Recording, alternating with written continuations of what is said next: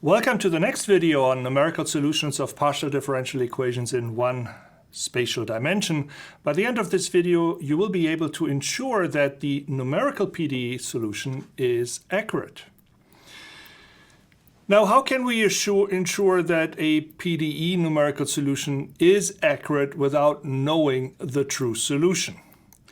Well, let's assume, for the time being, that round-off errors are negligible, and therefore truncation error is the one that dominates.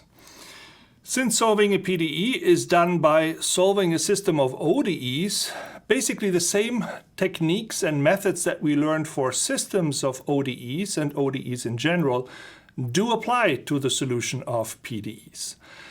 Except that for PDEs there are multiple truncation errors because we have derivatives, partial derivatives with respect to, for example, time and space. So we have orders that are applicable to the time discretization, and we have orders that are applicable to the spatial discretization. So as an example, let's look again at the one-dimensional heat equation. And for this equation, we had to introduce finite differences to discretize the second derivative in space. And as an example, let's take a second order three-point central method for that second derivative term.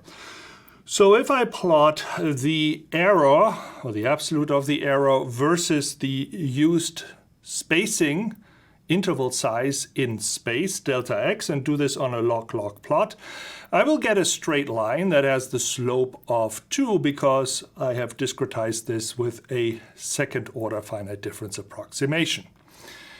But in the example, I also had a boundary condition that contained a first partial derivative, and I have to replace this with a finite difference approximation as well.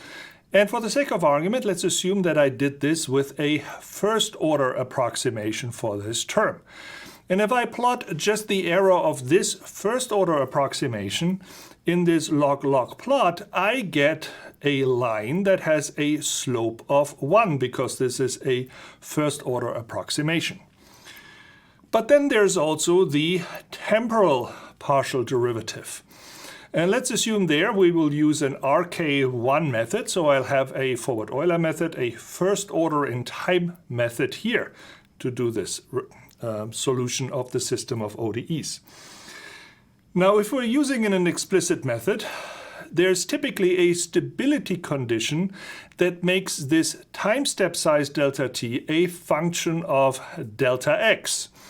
And let's assume, for example, that the time step size delta t for stability reasons is proportional to delta x, which would make the time discretization a function of delta x itself proportional to delta x, so behave like a first order method.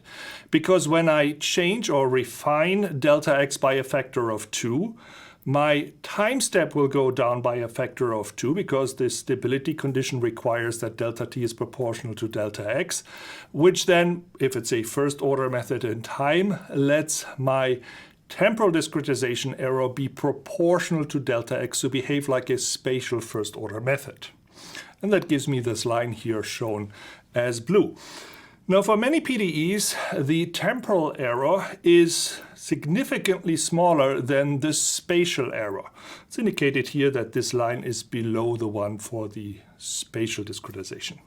Now, the overall truncation error is now the sum of all the individual truncation errors. So as an example, this is here what happens if I just sum up all of these individual truncation errors. Now, it's not necessarily always the sum of all of these errors because these errors will have a sign, and there could be some fortuitous error cancellation because some errors might have a positive sign, some other errors might have a negative sign. But in the worst case scenario, they would all add up and give me this line here, this solid black line, which is in this case here just the sum of all of these errors. Now, for small enough delta x values, the lowest order method will dominate the overall error. And that's especially apparent because remember here, this is a log scale. So if I look at the lowest order method, that would be, for example, the boundary condition approximation, which just is first order. At the end, when delta x is sufficiently small, the complete error, the sum of the errors, will just be made up predominantly from this first order error. So the black line here lies almost on top of the cyan line because the other error contributions are then significantly smaller. And especially the ones that have a higher order method used will then be, for sufficiently small delta x, significantly smaller than the lower order, the first order errors here, and therefore the first order error in this case here will dominate. Now, how can I improve on this? How can I lower the overall error?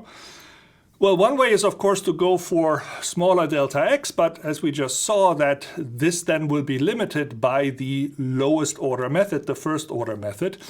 And then to bring those errors further down, I should increase the order of my lowest order approximation.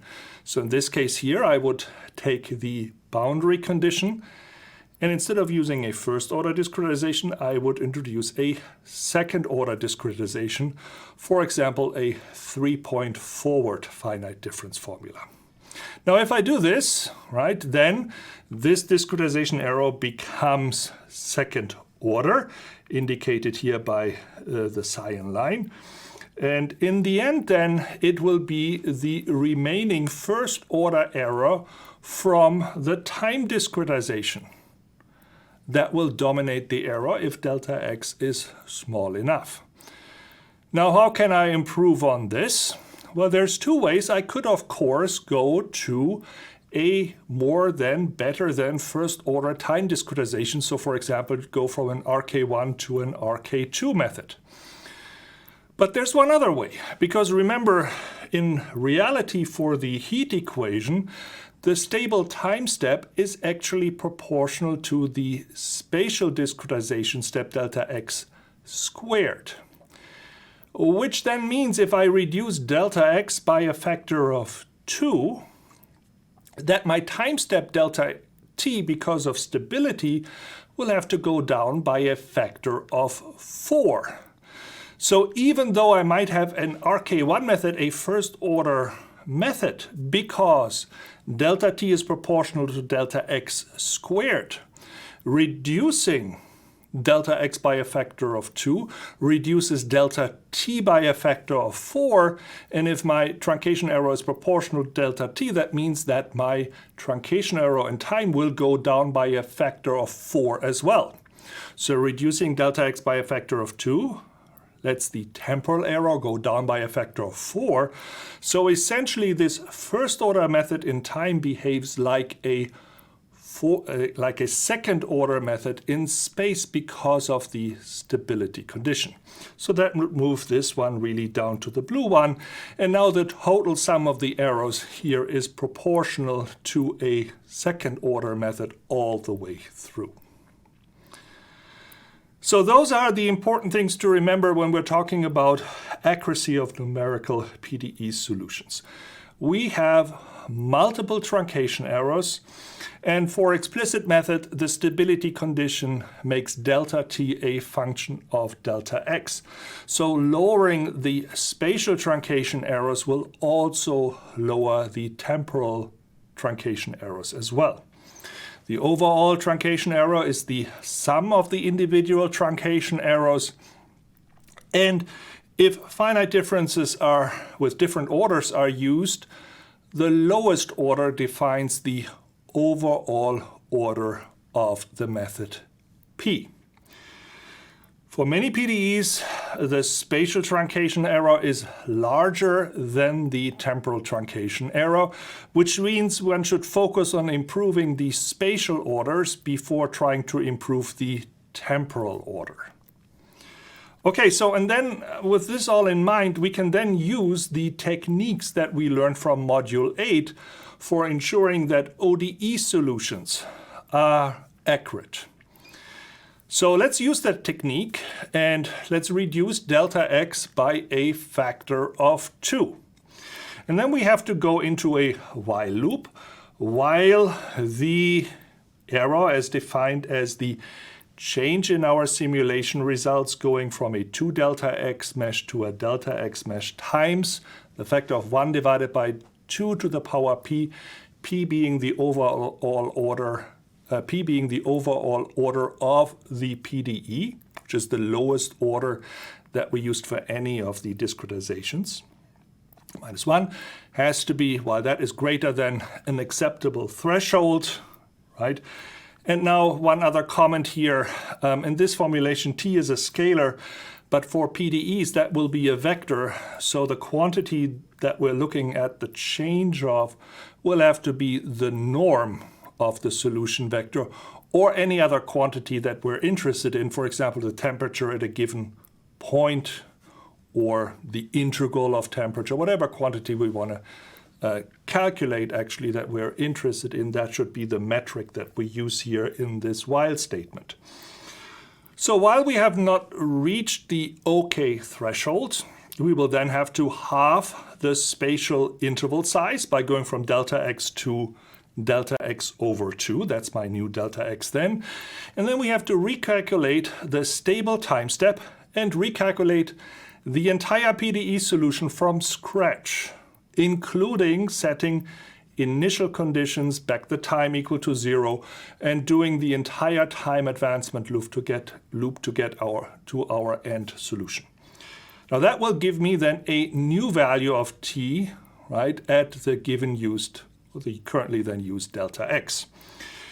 And with that I can then calculate the change that I obtained from the prior simulation using twice the step size, 2 delta x, minus the one that I currently have. And that will be the condition that you need to check in the while loop. Thank you for watching.